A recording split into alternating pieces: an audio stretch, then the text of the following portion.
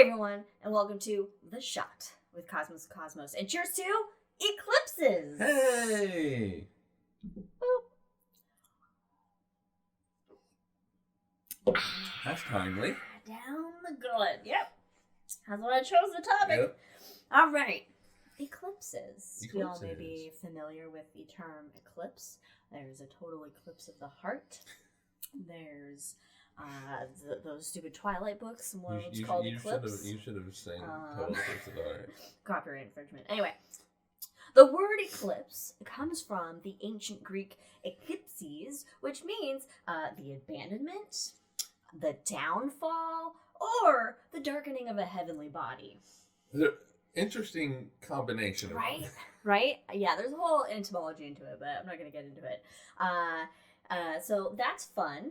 And that is, kind of fitting, as I'll talk about in a second. But the scientific term for an eclipse is an astronomical object or spacecraft is temporarily obscured by passing into the shadow of another body or by having another body pass between it and the viewer. Okay. All right. Now, in ancient times, this was seen as a scary phenomenon.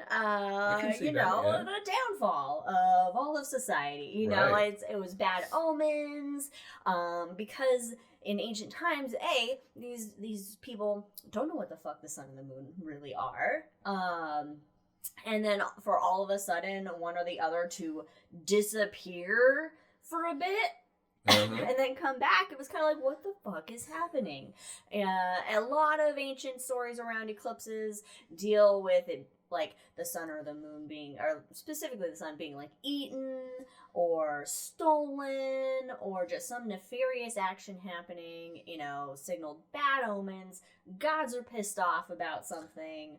Yeah. So it was never a looked forward to occurrence or a happy time when it happened. Now, of course, there's absolutely no scientific evidence that eclipses affect anything other than don't look at a solar eclipse if you want to keep your eyesight intact. Yeah, unless you have like the only bad thing that's going to happen from an eclipse is if you stare directly at a solar eclipse. Like Trump did that one time. Yeah, exactly. Now, the oldest eclipse on record, well, I found kind of like two that had been mentioned. There was one that is apparently a clay tablet in the ancient city of Ugarit, which is now in Syria. That happened on either May... Did it move? I like that it's now in Syria. It's now Syria. Oh, it's now Syria. Now we would know it's in Syria. Okay. Okay. Yeah. So it either happened on May 3rd, 1375 BCE or March 5th, 1223 BCE. Okay. But I found on a NASA website that there's apparently from November, I don't know how they got November 30th, but November 30th, I guess they did like the math and simulations and stuff, but November 30th, 3340 BC, there's a series of spiral-shaped and circular petroglyphs found at the Loughcrew Megalith Monument in County Meath, Ireland. Okay. And the rock carvings show overlapping concentric circles. So they feel like that is symbol of an eclipse. They also found 50 charred body remains. Oh shit. So, all right, let's. That's fun. Let's focus on the positive. Eclipses equal death. But also, in 1200 BCE in Anyang, China, there's records of eclipses on oxen shoulder blades and tortoise shells, and these are oracle bones. These are oracle bones, and scribes had recorded the sun has been eaten. Well, yeah, that's what it looks like. That's fun. The sun has been eaten. I was going to do the Lord of the Rings in the book, and there's no more. We cannot run. All right, so what's going on? What's going on with eclipses? I've already referenced solar eclipse and lunar eclipse. These are the two main types of eclipses that we're most familiar with, But you can have eclipses of any kind of a body, right? Right. And what is taking place is just orbital orbital mechanics is what you're seeing. It's orbital mechanics, aka physics in motion happening, and that's what we're observing. Love me some physics. I know you do. So it all has to do, at least for a solar and lunar eclipse, with how the Earth lines up with the sun and the moon in their orbits, right? So our solar system is on the same plane, right? The sun and the planets, they're all in the same plane. The moon, it formed later during the after the formation of the solar system. It formed later, so it didn't form on the solar plane, as it were. So it's actually tilted in respect, like 5 degrees or so. Yeah, it's still pretty close though, off the plane. Still. Yeah, it's still pretty close, but it doesn't exactly line up. And it's only when the moon lines up with the sun and the Earth that we get either a lunar or a solar eclipse. It's why they don't happen all the time. They happen frequently, but not all the time because of that misalignment, I should say. So with a lunar eclipse, the moon is actually passing through the shadow of the Earth. So it occurs during a full moon. Which one? Oh, the lunar eclipse. Yes. All right, so it happens during a full moon when the Earth is in between the moon and the sun. All right, we're kind of like a bear. We're like holding them off. Like, hey guys, we're in the middle. We're in the middle of them. And so when the moon then lines up on the plane of the solar system, then the moon is essentially passing directly behind the Earth, and the sun is directly opposite it. And so all of the sunlight is illuminating one side of the Earth, and that moon is then passing behind it through the shadow of the Earth. And the moon doesn't go completely dark during a lunar eclipse because that light from the sun actually still gets refracted through our atmosphere, bent around it, and casts like a little illumination on the moon. And what the color is it? shorter wavelengths get scattered more, just like in a sunset. So the blues go away. So the blues go away and the reds hit the moon. And so often a total lunar eclipse is known as a blood moon. Yes, I love it. so I love cool. it. Now, the amount of red that it turns, the color that it turns, really depends on how much particulates are in the atmosphere. You can get like a really deep red, crimson red, or like a muddy brownish red. This is when you want volcanoes going off. Yeah, so you can get a lot of stuff in the atmosphere. A lot of particulates in the atmosphere mean you're going to be like a more red. We don't want anybody hurt. No. We just want We just want a creepy ass freaking eclipse. And this is the most common type of eclipse. Essentially, it's going to happen more frequently than a solar eclipse. And it lasted a fairly long time. 30 minutes to an hour is how long on average, how long a lunar eclipse will last. So you have some time to, because check the it Earth's out and shadow is enjoy. pretty big. Yeah. Now, but you're talking about like the umbra. Yes, I'm talking about a total eclipse. So, of course, you have total eclipses and partial eclipses. A total eclipse, you're in the umbra, the darkest part of a shadow.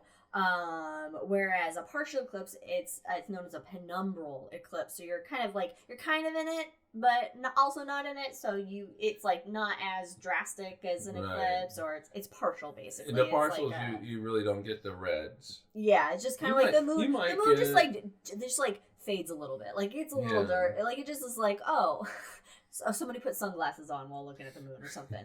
It just gets a little shaded. It gets a little shady, that moon. All right.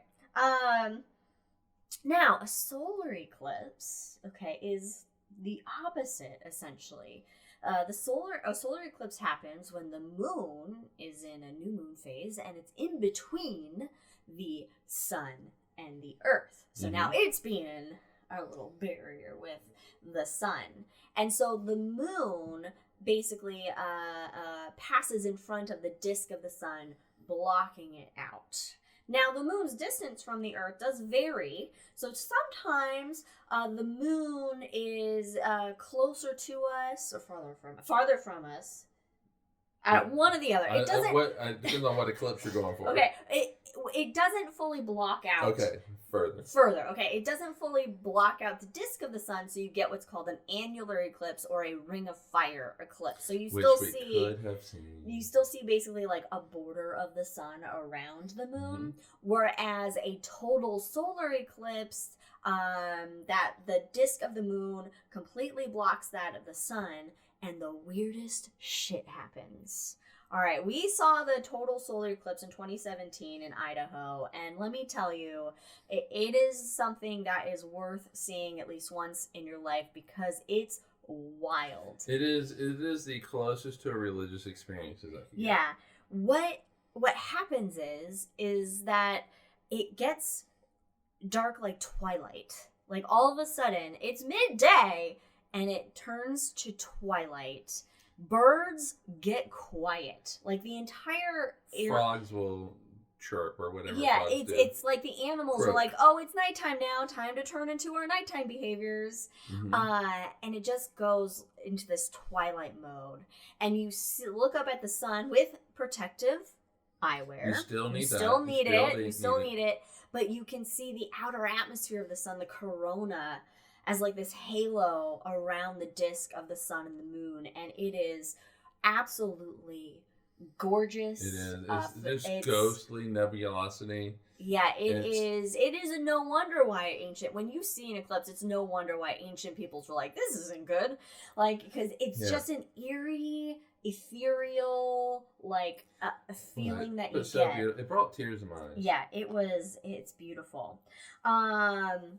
So there are about 2 to 5 solar eclipses per year, but a total solar eclipse occurs about every 18 months or so. The problem is the majority of the Earth is water, big oceans. So a lot of the times these eclipses happen where we can't readily get to them and observe them. It also nails like the poles much easier than it does anything else. And so, however, we got a doozy. We got a big doozy of an eclipse for us here in the U.S. For us here in the United States, part of the United States, on April 8th, 2024, there will be a total solar eclipse that, as far as its entry into the U.S., will begin through Texas, and it will kind of follow a line up through Maine, essentially. So hitting Oklahoma, Arkansas, Missouri, Illinois, Kentucky, Indiana, Ohio, Pennsylvania, New York, Vermont, New Hampshire, and Maine. However, that's the path of totality. Yes, that's where you're going to get a total solar eclipse. And now, outside of that, a little bit, you get you'll get partial eclipses that can be seen, but totality is what you really want. However, unfortunately, good luck finding a hotel at this point because people have been planning for years for this event since 2017. Because where you are located to be able to see an eclipse is actually quite rare, as I've mentioned. The next total solar eclipse that can be viewed from the U.S., and based on the path, it kind of comes in mid-California and then goes through the middle of the country and then down, I think, maybe before Florida. But that won't be until August 12th, 2045. All right, I'm still going to be here. But so start planning now, though, because... Let's get our hotel. Let's go ahead and get our hotel. The next upcoming eclipses, though, there are some lunar eclipses coming up. March 24th through 25th, there's a penumbral lunar eclipse, so a partial lunar eclipse. And then March 13th through 14th, 2025, there will be a total lunar eclipse visible from North America.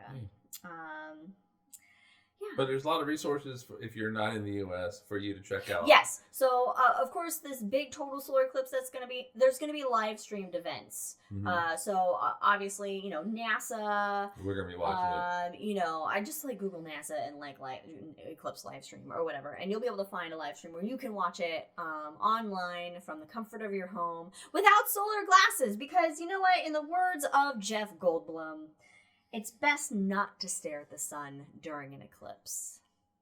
Yes. And that was a shot with Cosmos with Cosmos. Thanks for watching. Check us out on all the things at Drinking Cosmos on Twitter, Cosmos with Cosmos everywhere else. And keep your eye on the sky. Cheers. Bye, everybody.